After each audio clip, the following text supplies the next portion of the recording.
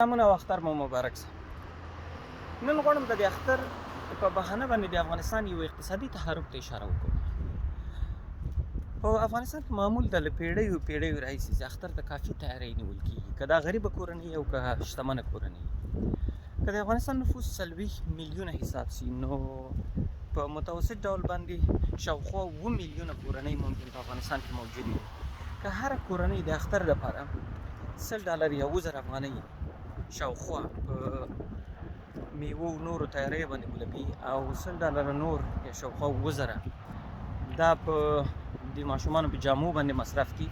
یا په خپلو جامو باندې مصرف کړي، چې باوري یم یوه کورنۍ تر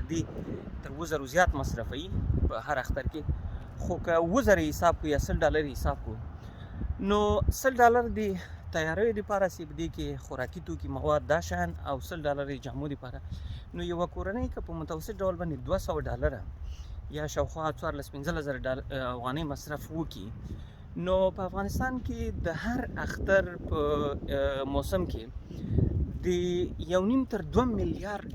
اقتصادي خوځښت رامنځته کېږي.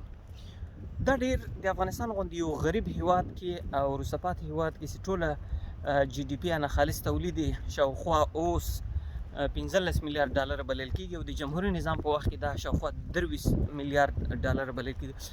په اوسني اقتصاد کې دا ډېر لوی اقتصادي خوځښت دی یا ډېر لوی اقتصادي راکړه ورکړه داسې رامنځته کېږي د افغانستان په بازارونو کې.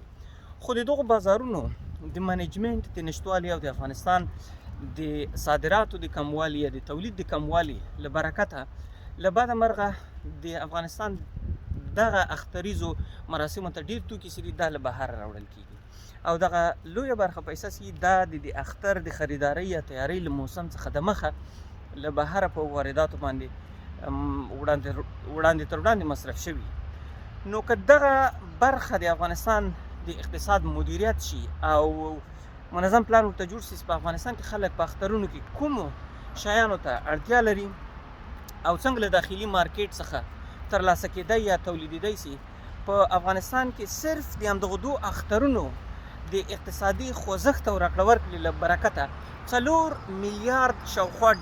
اقتصادي راکړه ورکړه په کور دننه بسیا کېدلی شي.